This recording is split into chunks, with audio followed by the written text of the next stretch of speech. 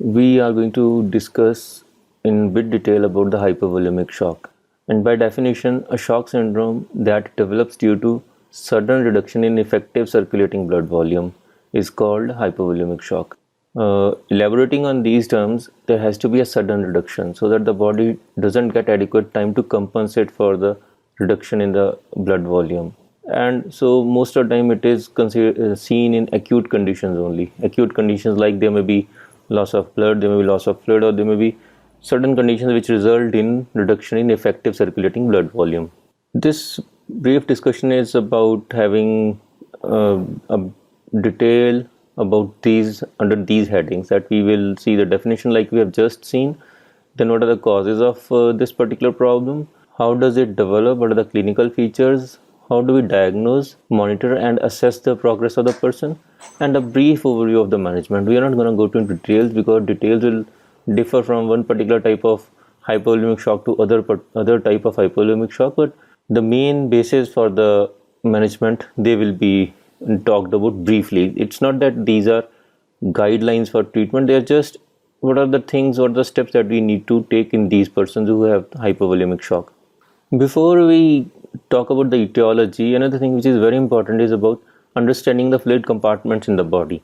So to classify the fluid in the body, it is existing in two compartments. It is either intravascular or extravascular.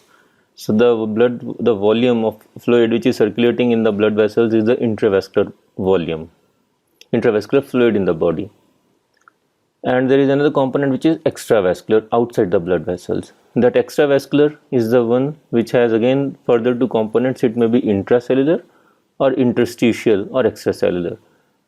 And these three fluid compartments are in dynamic connection with each other, so that if there is increase in one, the others two will also reflect that. If there is a reduction in one, the other two will also be affected.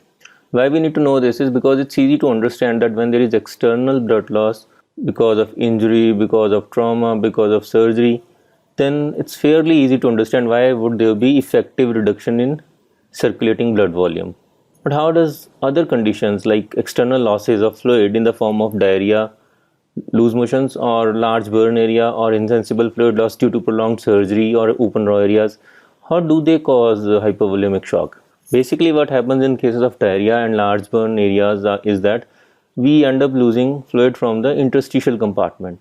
That interstitial compartment gets depleted, and to replace the fluid in the interstitial compartment, the fluid from the intravascular compartment shifts to the interstitial compartment, and there is a reduction in effective circulating blood volume. This is true in all the conditions except for the first one of the external loss, is hemorrhage. Hemorrhage, there is clear-cut external blood loss because of injury or because of trauma, because of surgery, which causes depletion of blood volume. But in cases of diarrhea or large burn area or insensible fluid loss because of exposed surfaces which are allowing the fluid to desiccate, they result in depletion of the interstitial fluid. Ultimately, that interstitial fluid results in shifting of intravascular fluid into the interstitial space, and there is reduction in the intravascular fluid volume. Similarly, not only external losses can cause reduction in the effective circulating blood volume, there may be internal sequestration, that body loses fluid within itself. This can happen in conditions that have got inflammation at the heart of their pathology, like in a case of pancreatitis or even in peritonitis. So we don't see any external fluid losses or blood loss, but inside the body itself there is a sequestration of fluid from the these are called third space losses. Third space gets filled up with the fluid, and that fluid shift is from the interstitial space, and interstitial space is replaced by the intravascular space, partly, and partly from the intracellular space also, but then we are more concerned about the intravascular fluid loss. And so blood will be concentrated, it will have high hematocrit, which is one of the reasons why we need to check hematocrit in one of the investigations, and we will ultimately have reduction in the blood volume which is circulating, and that will manifest as shock. What is pathophysiology? How does body respond to sudden reduction in the effective circulating blood volume? There is increase in sympathetic tone. Because there is reduction in the blood volume, to increase the blood pressure or to maintain blood pressure, there will be increased sympathetic tone, which causes narrowing of arteries and venules. Accordingly, that vasoconstriction will result in increase in the blood pressure. It is a mechanism which helps in maintaining blood pressure to some extent. This is absolutely short-term measure that the body takes. By reducing the diameter of arteries or venules, arteries mainly, by a minuscule proportion, it can raise the blood pressure by a significant margin. So that way, the body is able to increase the blood pressure in the absolutely short term. Over a medium period of time, it tends to conserve fluid by release of antidiuretic hormones, so there is less production of urine. And over a still longer period of time, it tends to conserve salt and other solutes which are helpful in maintaining the or expanding the intravascular blood volume by activation of renin-angiotensin aldosterone mechanism. So this is the way body responds to reduction in the blood volume, initially by activating sympathetic system, then by releasing antidiuretic hormone, and over longer period of time by activation of renin-angiotensin aldosterone mechanism. What are the clinical features that should make us suspicious of shock or hypovolemic shock? First thing is there will be apprehension or obtundation on the part of the CNS. The person is not fully oriented. He seems confused. It's probably because there is not enough oxygen being delivered to the brain, which is primarily dependent upon glucose for metabolism and on a regular supply of oxygen also. For cardiovascular system, there will be tachycardia, means heart rate beyond 100 beats per minute, and there will be fall in pulse pressure. Pulse pressure is the difference between systolic and diastolic blood pressure readings, and in cases of shock, the pulse pressure tends to become narrow. Let's say if normal is 120/80 with a pulse pressure of 40 millimeter of mercury, in a person in shock it may be 90/60, it may be something like 170, so the pulse pressure becomes narrow, it becomes less than what it is normally, and it's because of the systolic is not as high as it should be. Diastolic might be still the same or it might fall, but the fall in systolic is much more than the fall in diastolic, so that's why there is reduction in the pulse pressure, and there is hypotension. Classically, when we talk about shock, and if anybody were to be attaching a number to shock, we say systolic blood pressure less than 90 millimeter of mercury is shock. So hypotension is one of the hallmarks or a way to quantify shock. If systolic blood pressure in a person who is normotensive is less than 90 millimeter of mercury, we end up calling it shock. So that is one way of attaching a number rather than being totally subjective about the concept of shock. Skin will be cold and clammy because this is first organ system in the body which gets shunted out of circulation whenever there is a reduction in the blood volume. Skin will not receive blood as much as it normally does, and so it will become cold and clammy. Moreover, sympathetic system activation will result in activation of pilar erector muscle, and there may be goose skin or goosebumps on the skin. Kidneys come next in the line of fire. They are the ones who get priority just more than skin, and so body tends to conserve fluid by even reducing blood supply to kidneys, because what kidneys are doing is actually resulting in formation of urine, and body doesn't want to lose any more fluid, so it tends to reduce blood supply to kidneys, and effectively it results in reduced GFR and reduced production of urine output. Since we know these two things now, it also becomes important for us to realize that urine output can be a good indicator of presence or absence of shock. If a person has got good urine output and he is maintaining his blood pressure, so it means that practically he is not in as grave a situation as somebody who has got reduced urine output. So this is the clinical application of the physiology of shock. How would we know as to at which part of shock the person is? We need to know it for the simple reason because of prognostication and for the management part also. And it's not that we can just go and measure the blood pressure and see that, okay, fine, this is blood pressure, so we put it in, say, covert compensated hypovolemia, overt compensated hypovolemia, or decompensated hypovolemia. We need to have a couple of parameters assessed so as to know what is what. First and foremost is the pulse rate. The sympathetic system that gets activated during development of shock results in tachycardia. Severer the shock, more will be tachycardia. And that is in a way a mechanism to increase blood pressure. Because now cardiac output is reduced, body is trying to increase the circulation of that reduced blood volume by increasing the heart rate, and that is manifested by increase in pulse rate. In covert compensated hypovolemia, which here it is represented as less than 15% of blood volume lost, there will be pulse rate practically normal. In this case, the systolic blood pressure is also normal, respiratory rate is normal, person is conscious and oriented, and he is able to produce urine output also. So why would we say that this is covert compensated hypovolemia? Because everything is normal. It seems that there is no problem, physiological problem at all with fluid blood losses or reduction in the blood volume by up to 15%. If we look at the chart, everything is normal.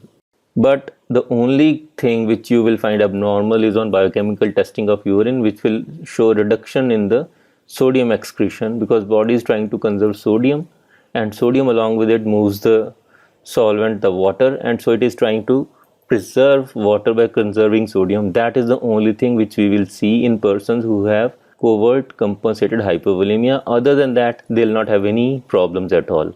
Typical example of this is somebody who has just donated blood. The person who has donated blood has lost significant, or say something around 300 ml of blood, and he is not incapacitated in any way. He can take just a cup of coffee or tea and he can just walk around, move around and go home.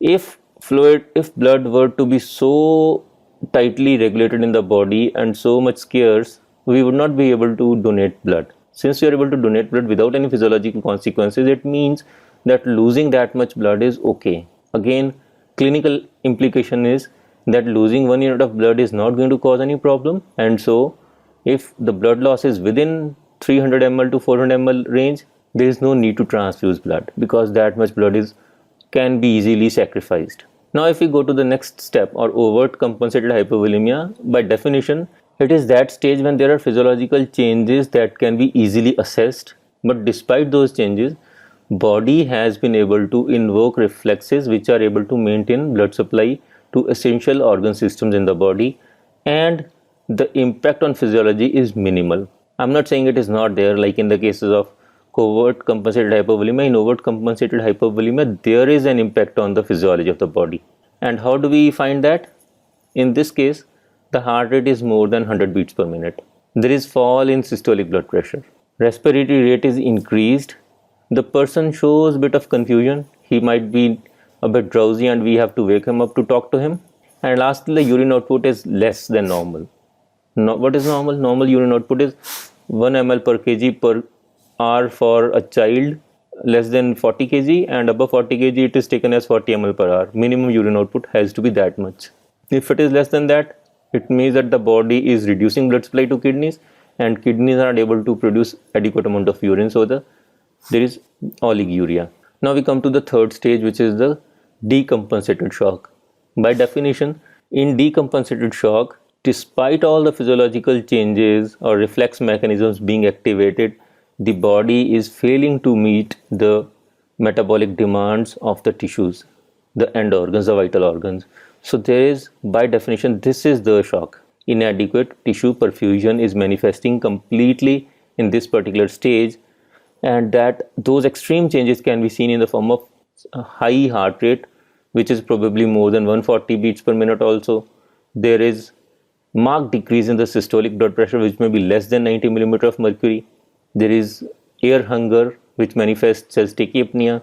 The person is lethargic. Even if we try to wake him up, he may still go back to sleep pretty soon, because brain is now hypoxic and it is not receiving adequate amount of oxygen.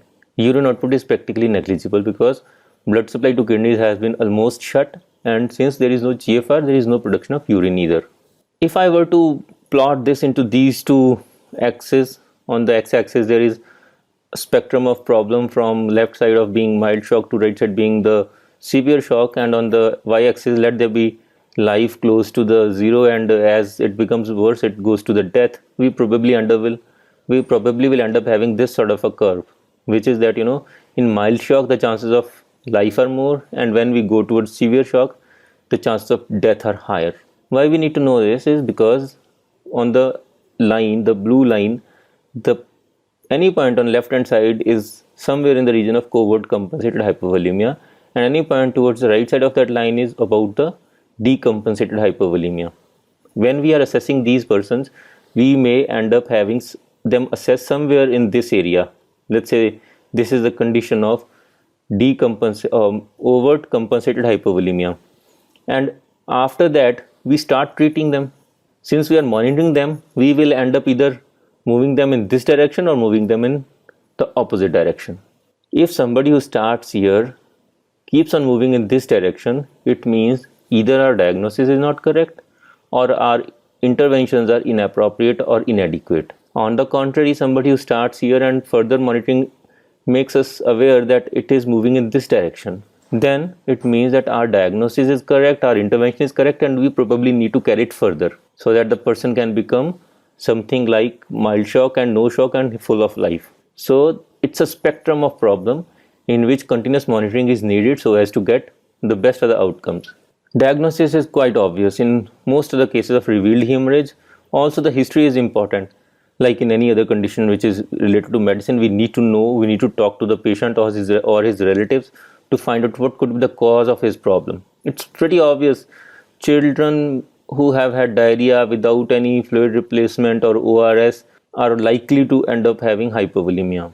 Similarly, persons who have got pancreatitis have such a huge loss of fluid into the pseudocyst, they will be more likely to have hypovolemia. Somebody who has got peritonitis will end up sequestrating fluid into the peritoneal space. They are more likely to have reduction in effective circulating blood volume. So diagnosis is quite not that difficult if we pay attention to the history. But what might be more difficult is to differentiating this particular type of shock from other types of shock. So if a person is say 60 years of age who probably also has a cardiac history that he has ischemic heart disease and he ends up with shock, then we probably would not be very sure whether the problem that he is having is because of either hypovolemia, because of say peritonitis, or his heart is failing, which is probably cardiogenic shock.